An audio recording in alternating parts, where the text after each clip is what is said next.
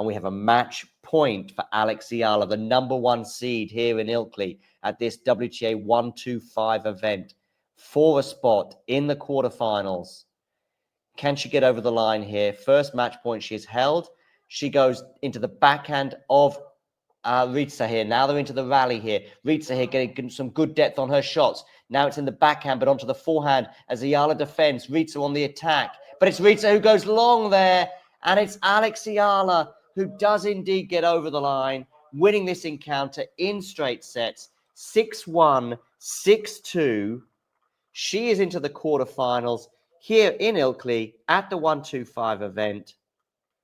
She takes the applause on court one. She will be in the quarterfinals. As I said, she's awaiting the winner of Appleton and Marino in the next round. The stats, by the way, I will share with you on the screen. These are, of course, from the WTA website. So maybe we should take these with a pinch of salt, bearing in mind what we have seen before. We see 1 ace from each player, 4 double faults off the racket of Alexandra Eala, and 2 off the racket of Valentina Ryser, but one of those coming in that previous game where she was broken, and that gave Eala the chance to serve for the match, which she duly did, taking her first match point there. Some good defense there from Alex at times in that second set, and on that last point.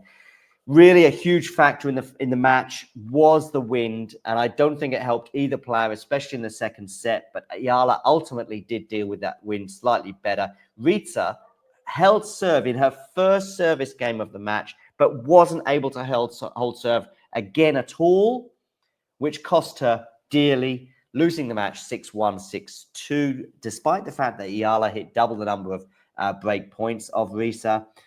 There we can see as well, Eala was much more ruthless in terms of her breakpoint conversion. In fact, Ryser had 7 break points, but was only able to break twice, whereas Eala was able to break 6 of her 7 breakpoint opportunities and breaking 6 times in a row.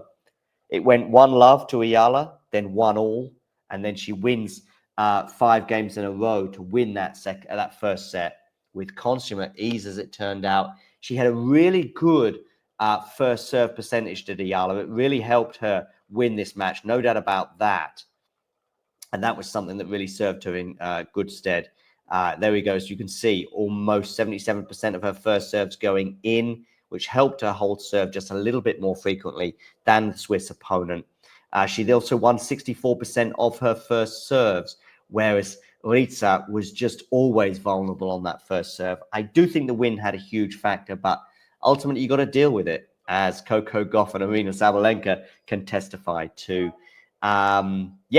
So that rounds off today's encounter in Ilkley. And as I say, it is a quarterfinal for Alex now, where she'll be playing either the Brit, Emily Appleton, or the Canadian Rebecca Manarino. And Emily Appleton was up a set and a break, but she has ceded that break in the second set. Do check out an interview, by the way, that we do have with Emily on the channel, where she reflects on beating Iga Swiatek in the juniors. But for now, it's Eala who's into the quarterfinals with her second grass court win of this grass court season, having beaten Cabrera in the previous round. Obviously lost in her first and only encounter on the grass courts of Birmingham last week at the WTA 125 there. But Eala is safely through. Wonderful that you could join me today for this particular encounter. I'm going to leave you with the remainder of an interview that we conducted with Alexandra Eala earlier on this year. So please do enjoy that. And for everybody else, you know the drill. If you enjoyed this video, make sure you hit that like button.